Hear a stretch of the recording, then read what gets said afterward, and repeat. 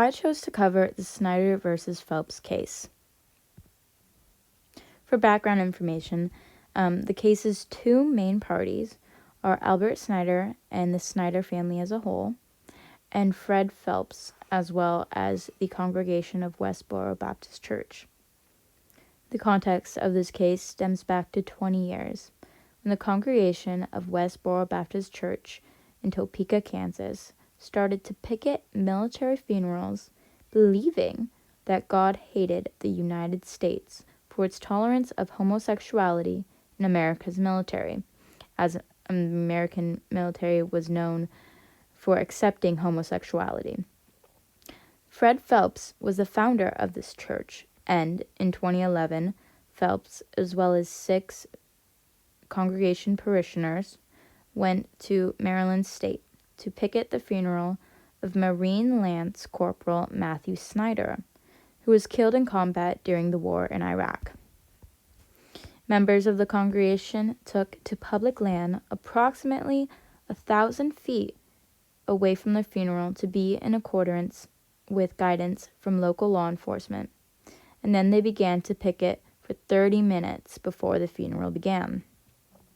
They peacefully displayed distasteful signs stating things like, "God kills fag troops," "Thank God for dead troops," "Fags doom nations." Also, in addition to these signs, the church condemned the Catholic Church and therefore displayed, quote, "priests rape boys," end quote.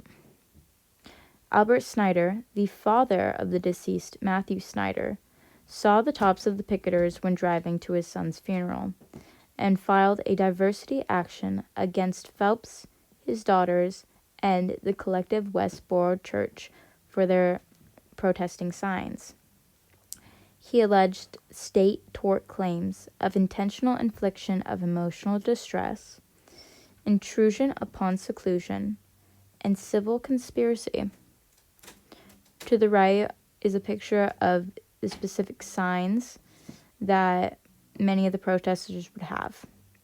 It is important to remember that this case garnered a lot of media attention, and as Leslie Klein and Brett Johnson recorded in the Journal of Mass Media Ethics, quote, "Journalists failed to consider the human impact of their reporting," end quote, especially around this controversial topic. And this was indeed a controversial topic, as the public opinion of the matter was that the church was in the wrong and they were displaying hate speech, as they publicly demeaned homosexuals as well as other religions, like Catholicism.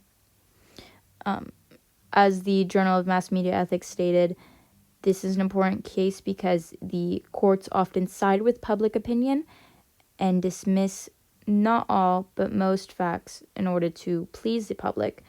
But for this specific case, they needed to focus on fact rather than opinion to come up with a unanimous decision. The allegations and arguments of both parties. For Albert Snyder and his family, they claimed defamation, invasion of privacy, and intentional infliction of emotional distress. They claimed defamation as they felt the church stood by his son's funeral shouting slander. They also argue that the slander would defame their son's image. For invasion of privacy, the Snyder family felt that they were having a private funeral that was being invaded. And lastly, for intentional infliction of emotional distress, because at the time the Snyder family was grieving over their son's loss, and to see these distressing and distasteful signs at their son's funeral was extremely causing infliction of emotional distress. On the Westboro Baptist Church's side, they argued that they had a right to protest and speak freely, as is protected under the First Amendment of the Constitution. They also felt that their rights fell under religious expression of the First Amendment. And lastly, that their protest was not directed specifically at the Snyder family or about Matthew Snyder, and was not threatening in nature. Looking at the facts of this case, the Westboro Church stood 1,000 feet away to be in accordance with guidance from local law enforcement, and they were protesting their religious expression and their freedom of speech. The resolution was initially that the Snyder family wins $5 million by the Westboro Baptist Church.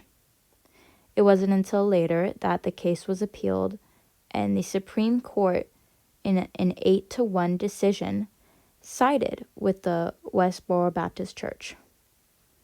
The court stated that although the words of the members of the Westboro Baptist Church were repugnant in nature, they are still protected under the First Amendment.